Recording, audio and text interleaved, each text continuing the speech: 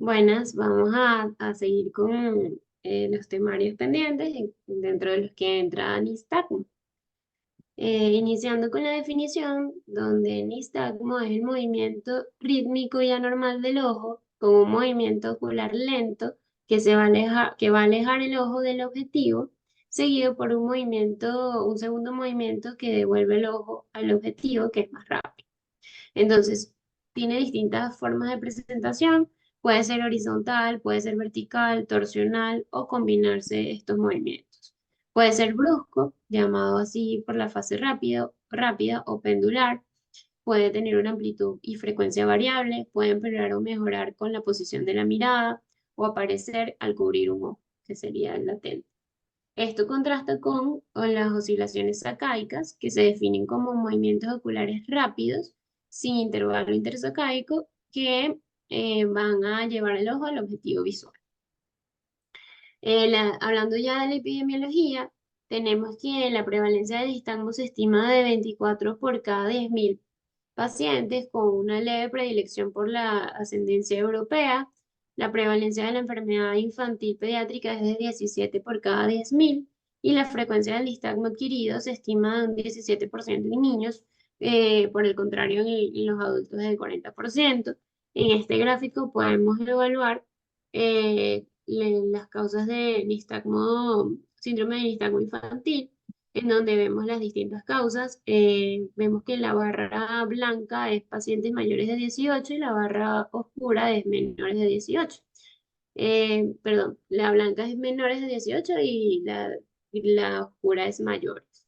Entonces podemos ver que ya las causas idiopáticas más o menos están a la par, mientras que las asociadas con albinismo es más frecuente en menores de 18, las asociadas a anomalías retinianas lo superan en los mayores de 18, asociadas a baja visión mayores de 18, tiene mayor frecuencia, alteración en la fusión mayor es en niños, en pacientes menores de 18 años.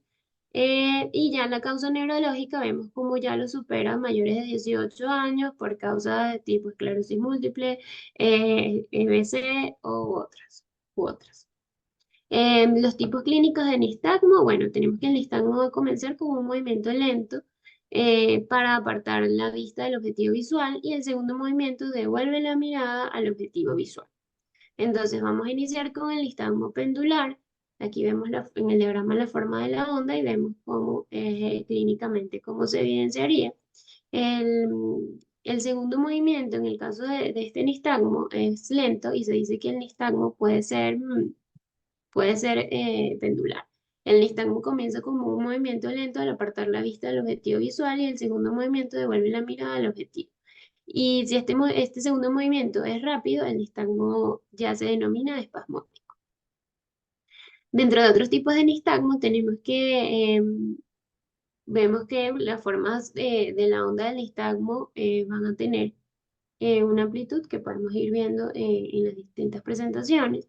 Vemos que la forma de la onda en el caso de un nistagmo con velocidad acelerada, que es la primera onda, vemos que tiene un perfil de este tipo de amplitud en la fase lenta. Mientras que en la forma, en el nistagmo con una velocidad decreciente, se ve comúnmente en el nistagmo evocado por la mirada y puede ser algo fisiológico y va a tener esta forma de onda que es la segunda. Y la última onda es una onda lineal que es típica del nistagmo vestibular. Ya vamos a ir hablando de cada uno de ellos. También el nistagmo, además de esto, puede ser desconjugado, en donde vemos que se produce cuando los dos ojos tienen diferentes direcciones de oscilación, como en el caso de este paciente. También tenemos el tipo de nistagmo espasmódico, que el nistagmo espasmódico es un nistagmo alternante periódico que se va a caracterizar por un ciclo de nistagmo espasmódico unidireccional, seguido de una amortiguación o cese del movimiento normal de los ojos, y luego van a tener un nistagmo espasmódico en dirección opuesta. Este sería el nistagmo alternante periódico. Ya hablando de los nistagmos fisiológicos, vamos a destacar el nistagmo optocinético, el reflejo oculovestibular y el nistagmo postrotatorio. Iniciando con el nistagmo, vemos el vestíbulo ocular o el reflejo vestíbulo ocular, que es el movimiento reflejo del ojo que va a mantener estable la imagen visual en la retina durante una rotación breve o de alta frecuencia de la cabeza. Este reflejo vestíbulo ocular está controlado por el sistema vestibular, dentro del que incluye el oído interno, los canales semicirculares, el utrículo y el sáculo. Y aquí les traigo un breve video en donde pueden visualizar los componentes de esta vía.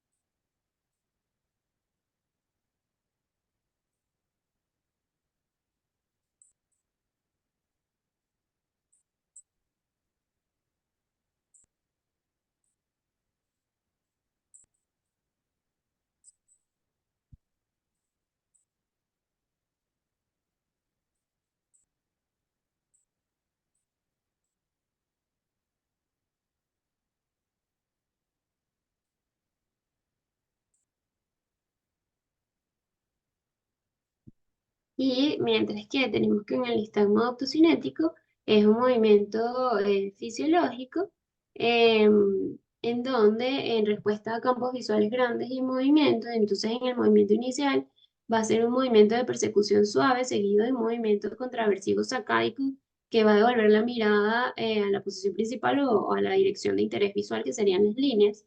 Y vemos que en el caso de que haya una asimetría en el nistagmo optocinético, en respuesta a este tambor giratorio, puede sugerir que hay lesiones del cerebro, lesiones que afecten corteza parietal, parieto occipital o asociada en mianopía homónima. Esto contrasta con las lesiones del lóbulo occipital, que también produce mianopía homónima, pero sin asimetría del nistagmo optocinético. Además, tenemos otro de los nistagmos fisiológicos, es el calórico, que es un subtipo del reflejo vestibulocular, en donde se va a obtener estimulando el semicírculo horizontal con agua tibia o fría en el canal auditivo para crear una corriente de convección en la endolinfa de este canal semicircular. Entonces, en los sujetos normales, cuando se coloca agua fría en el oído, los ojos se van a ir directamente, lentamente hacia el oído con una fase rápida horizontal, alejándose del frío. Ellos se alejan del frío y cuando colocas agua caliente, sí va hacia la dirección del oído que le están colocando el agua a mayor temperatura. La ausencia del nistagmo calórico es un indicativo de muerte encefálica. Además tenemos el nistagmo rotatorio, que el nistagmo postrotatorio es un nistagmo reflejo, transitorio y conjugado y espasmódico, posterior a que el paciente gire sobre su eje. Entonces, ocurre después de que todo el cuerpo del sujeto gira pasivamente alrededor del eje Z y luego se desacelera hasta el reposo.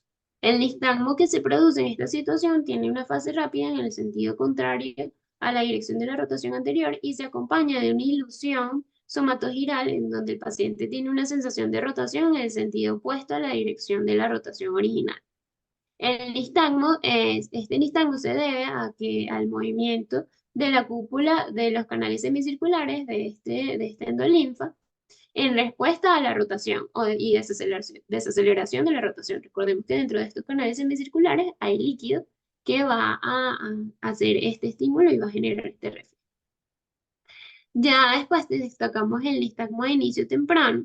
Tenemos destaca el nistagmo idiopático infantil, que es conocido como nistagmo congénito motor también, es un tipo más común de nistagmo observado en pacientes jóvenes seguido de nistagmo sensitivo congénito. Este nistagmo no tiene una causa conocida o una enfermedad de la vía aferente y por lo tanto es un diagnóstico de exclusión. Está presente desde la infancia, pero por lo general se reconoce después de que hayan pasado algunos meses o años, no en el momento del nacimiento.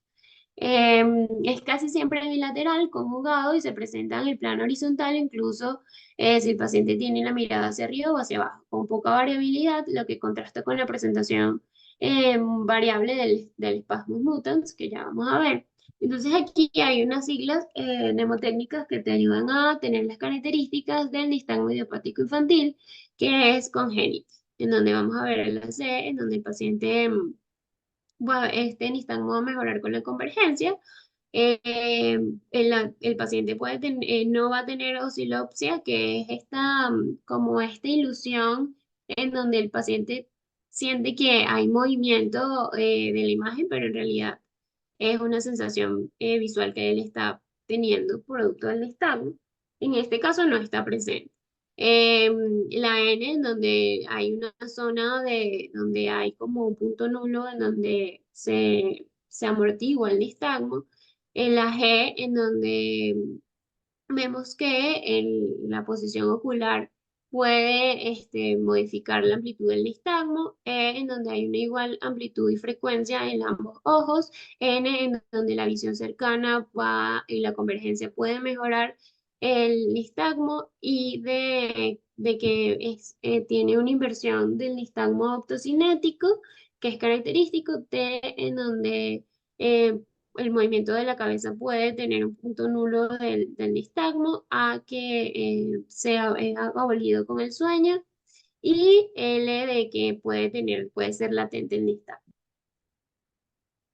Además, lo que les mencioné, que tiene una inversión del nistagmo autocinético normal tras realizar la prueba, el aumento exponencial del movimiento ocular en la fase lenta, la agudeza visual es proporcional al tiempo de foveación que tenga el paciente, pero en la mayoría la agudeza visual es igual o mayor a 20/40, y el estrabismo está presente en 15% de los pacientes y a menudo hay buena estereopsis. Además, la tensión visual y la fijación eh, puede amplificar el nistagmo, pero la convergencia en un objetivo puede amortiguar la amplitud y el sueño abole por completo el nistagmo. Tiene un punto nulo en el que los movimientos del ojo tienen una intensidad menor que en otras direcciones de la mirada y el punto nulo no es la posición principal de la mirada. El paciente puede desarrollar una posición compensadora de la cabeza para reducir el nistagmo. Y en estos casos, lo que se puede realizar es una cirugía para tratar de desplazar el punto nulo en la posición primaria, pero eso lo vamos a ver más adelante. El nistagmo sensorial, vemos que está asociado a anomalías aferentes del sistema visual, generalmente se observa en los primeros 3 a 4 meses y tiene las mismas características oculomotoras del nistagmo infantil. Se debe a trastornos anatómicos del ojo que al limitar la entrada sensorial visual adecuada, limitan el desarrollo visual del paciente, como vemos aquí en este caso de un paciente con albinismo. Y aquí vemos algunas de las etiologías comunes del nistagmo sensorial. Son las 5A, que es otra mnemotecnia, en donde tenemos A de aplasia, amaurosis congénita de Leber, anegridia, acromatopsia y albinismo. También tenemos el nistagmo latente, que el nistagmo latente, también conocido como el mal desarrollo de la fusión, en el nistagmo es conjugado horizontal benigno de inicio precoz, es espasmódico que solo se manifiesta después de la oclusión de un ojo. Y el nistagmo no se manifiesta en condiciones binoculares. Em, la dirección del nistagmo es hacia el ojo descubierto, como podemos ver aquí en el video, lo que va a significar que la dirección cambia dependiendo de qué ojo está ocluido. El nistagmo latente es típicamente asociado con esotropía congénita y desviación vertical disociada. También puede verse este tipo de nistagmo debido a que el nistagmo es inducido tras la oclusión monocular. La agudeza visual de estos pacientes, para poderse evaluar, debe de hacerse con algún dispositivo de desenfoque sin ocluir totalmente totalmente el ojo para evitar que se desencadene el nistagmo y poder visualizar de la mejor manera la agudeza visual de cada ojo por separado. Después tenemos el nistagmo nutans, que él tiene una tríada específica de nistagmo pendular binocular de pequeña amplitud, con cabeceo y postura normal de la cabeza o tortícolis que se manifiesta en el primer año de vida. Él puede tener un movimiento como de asentimiento con la cabeza, que es un mecanismo compensatorio de esta oscilopsia, en lugar de ser una manifestación patológica separada. Es una afección relativamente benigna que se resuelve al final de la primera década de la vida, aunque a menudo va a tener una agudeza visual reducida con o sin error refractivo significativo. Este nistagmo pendular nutans es notable en el sentido de que es muy variable en su amplitud y dirección, y a veces se pueden desconjugar en nistagmos, disociarse, eh, puede ser puramente monocular y luego puede volver a conjugarse en el transcurso de minutos, lo que es un contraste con el nistagmo idiopático infantil. Es marcadamente asimétrico y a veces cuando hay afección monocular puede ser indistinguible de otras manifestaciones potencialmente mortales, como son los gliomas de la vía óptica, que pueden causar un nistagmo monocular en la niñez, por lo que la neuroimagen debe ser considerada. Algunos autores informan una asociación entre distrofias retinianas y se sugirió que consideran estudios electroretinográficos para evaluar trastornos en pacientes que tienen este tipo de nistagmo. También tenemos el nistagmo monocular de la infancia. Es un nistagmo que afecta el mismo ojo en todo momento. Las formas de onda pequeña pueden ser verticales o elípticas. Y vemos que también puede verse en el fenómeno de Heyman-Wilczewski, que es un tipo de nistagmo monocular que se produce debido a una privación visual de larga duración eh, por neuropatía óptica, catarata densa o ambliopía profunda. Entonces vemos aquí en esta resonancia magnética en la imagen de un paciente de 4 meses de edad con un lobe hipotalámico que afecta el quiasma y vemos que la manifestación de este paciente fue un nistagmo monocular en la infancia. Las formas adquiridas de nistagmo, vemos que el nistagmo debido a una fijación defectuosa de la mirada, aquí vemos los centros neuronales de control de la mirada, el nistagmo neuronal para mantener la mirada excéntrica involucra una serie de áreas en el tronco encefálico que es el integrador neuronal. Eh, este integrador de la mirada horizontal está formado también por núcleos del hipogloso y núcleos vestibulares mediales. La sujeción vertical y torsional de la mirada se mantiene gracias al núcleo intersticial de Cajar. Entonces, otros componentes de este centro integrador neuronal incluyen el flóculo y el nódulo del cerebelo, y todos estos componentes son necesarios para el control de la mirada excéntrica. Cuando falla alguno de estos mecanismos, la retención, va a haber una retención defectuosa de la mirada y se va a manifestar como nistagmo. Perdón. El nistagmo, entonces aquí encontramos el nistagmo evocado por la mirada, donde tiene un movimiento o una forma de onda espasmódicas que se produce con la mirada, con posiciones extremas de la mirada, más que todo la mirada lateral o ascendente. Entonces, después de cada mirada excéntrica, los ojos se mueven hacia la posición primaria, seguida de un movimiento sacáico hacia la dirección excéntrica. Al nistagmo espasmódico derecho en la mirada derecha y vamos a ver nistagmo espasmódico izquierdo hacia la mirada extrema izquierda. Entonces, este formato sigue la ley de Alexander, que establece que el nistagmo va siempre a aumentar en amplitud y frecuencia a medida que el paciente va a mirar hacia la dirección de la fase rápida del nistagmo. Vemos que este nistagmo evocado a la mirada también puede ser un signo de disfunción del centro integrador neuronal, en donde se ve frecuentemente en edad avanzada, que puede ser causado por enfermedades degenerativas, lo que va a conducir a este tipo de nistagmo. La mirada desenfrenada que es evocada por este nistagmo va a ser de corta duración, con una amplitud y frecuencia baja, provocada en los campos horizontales extremos de la mirada, sobre todo en un paciente anciano, que suele ser fisiológico y no requiere investigación profunda. Pero, a pesar de esto, el nistagmo de posición primaria es sostenido más de 20 segundos y evocado con la mirada. Cuando es asimétrico, es patológico y siempre se debe de investigar un poco más la causa. Las etiologías que pueden inducir este tipo de nistagmo puede ser intoxicación por sedantes, anticonvulsivos, alcohol o drogas, traumatismos, accidentes cerebrovasculares, desmielinización o malformación de Chiari o tumores. Entonces, siempre que estemos ante un nistagmo evocado por la mirada, contextualizar si estamos ante un paciente, por ejemplo, un niño, o estamos ante un paciente de edad avanzada y siempre investigar bien la causa.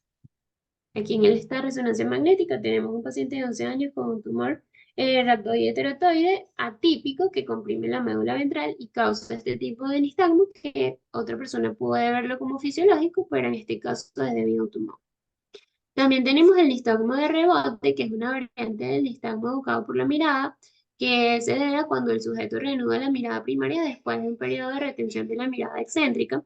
Los ojos se van a desviar hacia la dirección excéntrica anterior de la mirada como un movimiento sacádico para volver a la mirada primaria. Este nistagmo es transitorio, por lo general dura menos de 30 segundos, se asocia con enfermedades cerebelosas, y también puede requerir, se debe de buscar la causa de este tipo de nistagmo, por lo general. En otros casos no requiere tratamiento, pero siempre se debe investigar este nistagmo también las causas. Ya nos dirigimos a lo que es nistagmo vestibular periférico, en donde surge por la disfunción de los órganos vestibulares. Este sistema vestibular va a incluir diversos elementos, como oído interno, canales semicirculares, estructuras otolíticas y el nervio vestibular. Entonces son pacientes que deben ser evaluados en conjunto con otorrino. Entonces, debido a la interrupción de la entrada vestibular en el integrador, que va a encaminar la señal hacia la formación reticular pontino paramediana, puede generar un nistagmo resultante que tiene una fase lenta hacia el lado del sistema vestibular problemático. Entonces, el nistagmo sigue una torsión horizontal que contrasta con el nistagmo vertical o torsional visto en el nistagmo vestibular central.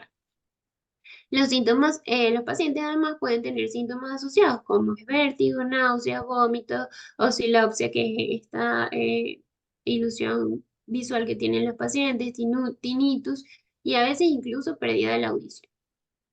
Ya hablando ya del nistagmo vestibular central, vemos que siempre debemos de utilizar las neuroimágenes, son cruciales para determinar la localización de las lesiones estructurales, aunque también pueden tener alteraciones bioquímicas o metabólicas.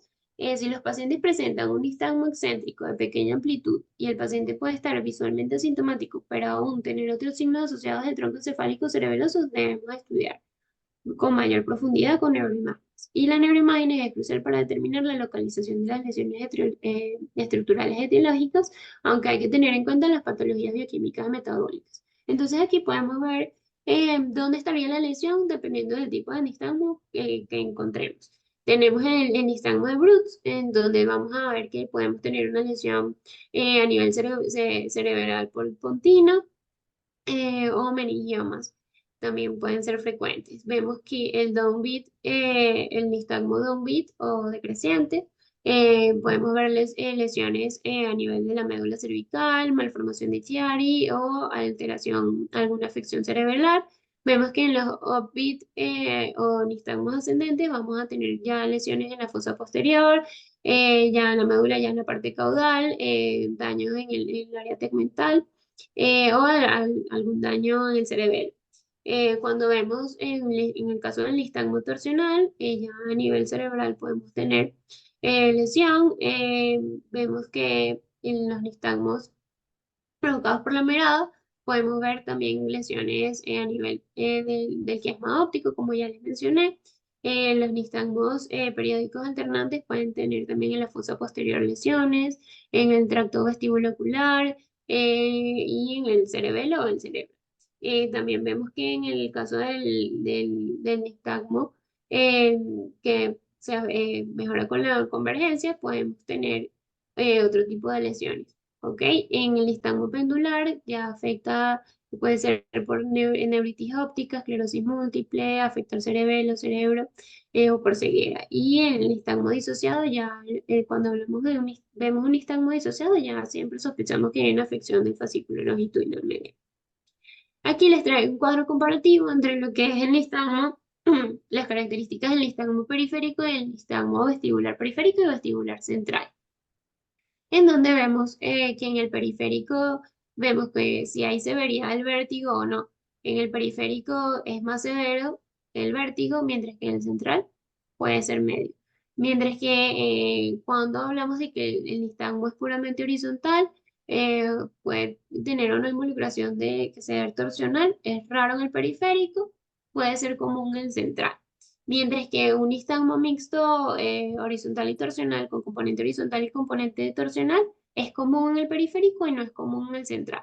La duración de los síntomas puede ser recurrente en el periférico y crónico en el central. Cuando vemos si se asocia con tinnitus o pérdida de la audición, es común en el periférico, no común en el central.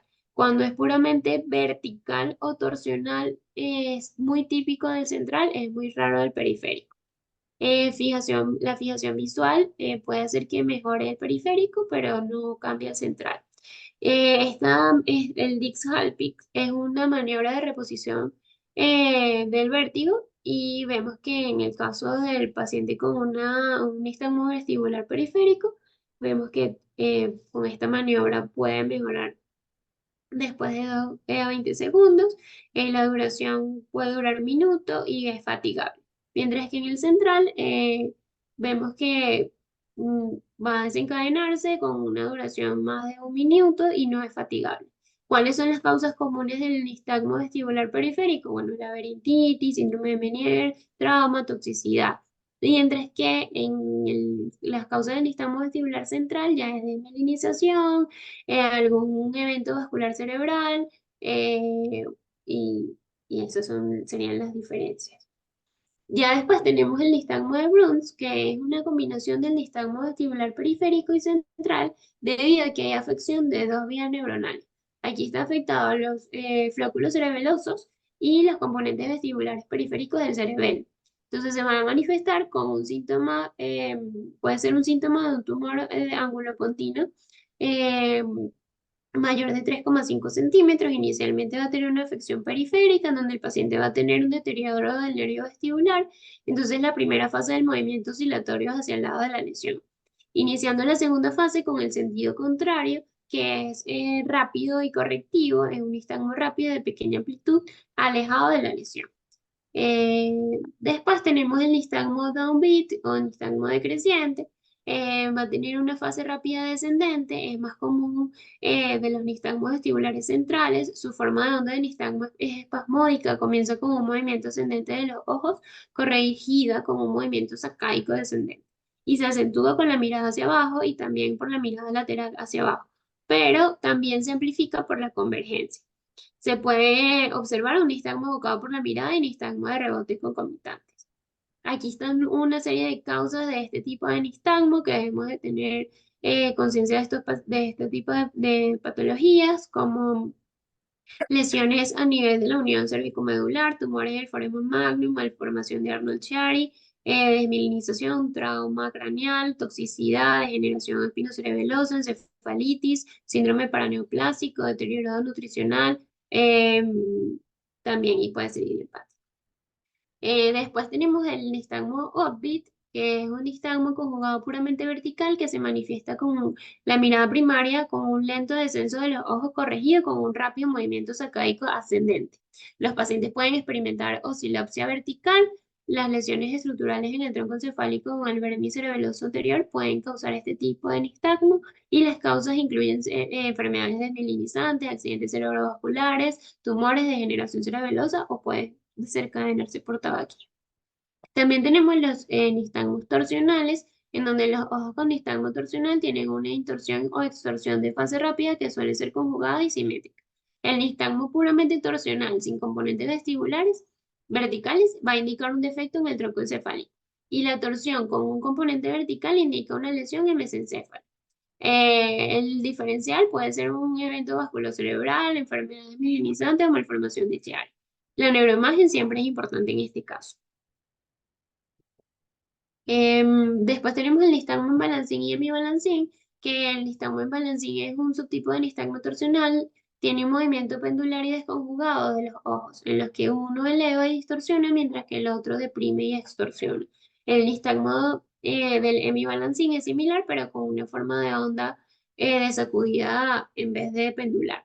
Las asociaciones oculares se relacionan con retinitis pigmentaria y albinismo. El nistagmo alterno periódico es un nistagmo estrictamente horizontal, conjugado, espasmódica, que periódicamente alterna su dirección de fase rápida. En un medio de ciclo de 30 a 90 segundos de nistagmo en sentido derecho, seguido de una misma duración en el sentido izquierdo. Las dos mitades de cada ciclo se dividen por un periodo de transición sin nistagmo o nistagmo vertical de amplitud pequeña. El nistagmo pendular ya adquirido implica movimientos oculares de fase lenta en planos horizontales y verticales y torsionales, con un nistagmo elíptico o circular resultante. Los movimientos pueden ser monoculares o si son binoculares, conjugados o desconjugados y también pueden disociarse. La causa más común de este tipo de nistagmo es la esclerosis múltiple. Si la visión es asimétrica entre los dos ojos, el ojo que ve peor tiene más amplitud y frecuencia de nistagmo en comparación con el ojo eh, contralateral. Después tenemos el nistagmo disociado, que se caracteriza por una diferencia o disimilitud de la dirección, extensión y periodicidad de las oscilaciones oculares, y la etiología más común es una lesión del fascículo longitudinal medial y posterior a una oftalmoplegia internuclear. Esto da lugar a una alteración de los movimientos horizontales con una aducción lenta o debilidad en el ojo afectado y en nistagmo de abducción del ojo no afectado. El nistagmo también puede ser inducido por toxinas. Clínicamente, la intoxicación por fenciclidina se asocia con el nistagmo, específicamente el nistagmo rotatorio torsional. Hay otros fármacos de toxinas comunes que pueden ser asociados a nistagmo vertical, horizontal o rotatorio, que pueden ser los anticonvulsivantes. También drogas como éxtasis, también salicilatos, inhibidores selectivos de la recaptación de serotonina, litio, dextrometorfano, ketamina, dietilamida de ácido glicérico. Ya hablando del examen físico, ¿qué tenemos que tener en consideración a la hora de ver a un paciente con nistagmo? Siempre ir describiendo en la historia clínica la afección, si es monocular o binocular, si hay conjugación, si los ojos se mueven juntos o no, la dirección del movimiento, si es horizontal, si es vertical, si es torsional, si es mixto, la estabilidad de la dirección del movimiento, si la mirada en que la fase rápida hacia qué lado va o la fase lenta. Si es continuo o intermitente, la amplitud, qué tan grandes son los movimientos, la frecuencia, con qué frecuencia ocurren los movimientos, si hay cese del movimiento o no, si hay presencia del punto nulo, la dirección de la mirada o la distancia de fijación en la que el nistagmo es mínimo o nulo, la presencia de una fase lenta. Si no hay fase lenta del trastorno del movimiento ocular, se va a considerar ya una oscilación sacádica. El estado general del paciente, el estado de conciencia del paciente, si está en coma, si no, si está alerta, si está orientado, los síntomas asociados, tener en consideración el vértigo, las náuseas, la oscilopsia, el tinnitus. Y hablando del tratamiento, destacamos la terapia farmacológica para el tratamiento del nistagmo congénito, tanto en la forma idiopática como en la secundaria. Vemos que en las terapias farmacológicas destacan la gabapentina y la memantina. Se han estudiado en estudios aleatorizados, ensayos clínicos de pacientes ya adultos. Mejora estadísticamente la amplitud y la frecuencia del nistagmo en comparación con el grupo placebo. También se puede utilizar clonazepam y baclofeno con resultados mixtos. Entonces aquí les traigo este cuadro desde la Academia Americana de Oftalmología, en donde ellos destacan el tipo de nistagmo y qué tratamiento puede utilizarse. Si es un nistagmo vestibular periférico, encontrar la causa del desorden vestibular. Y aquí van destacando el tipo de nistagmo y su tratamiento, donde destaca el nistagmo downbeat. Puede utilizarse la aminopiridina, se puede usar la diaminopiridina o clonazepam. Si es un nistagmo upbeat, se puede usar memantina, aminopiridina o blacofeno. Si es torsional, gabapentina. Si el nistagmo también, si es periódico, se puede utilizar blacofeno o memantina. Si es un nistagmo adquirido por esclerosis, gabapentina o memantina. Si es un nistagmo adquirido por tremor ocular, gabapentina, memantina o triacilfenil.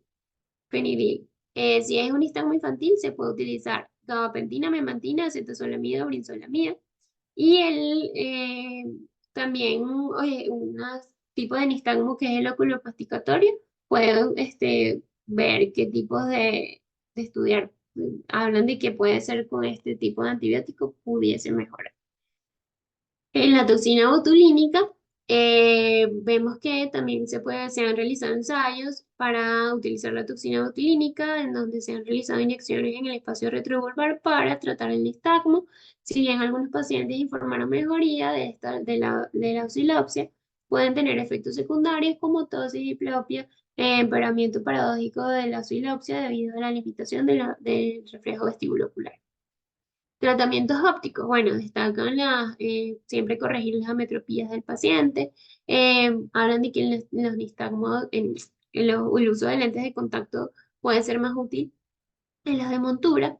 La terapia, bueno, si el paciente tiene ambliopía, indicar su terapia. Y hablan de que si el nistagmo mejora con la convergencia, en el caso del nistagmo idiopático infantil o monocular de la infancia, se pueden indicar prismas de base interna para inducir la convergencia y ayudar al paciente con el nistagmo.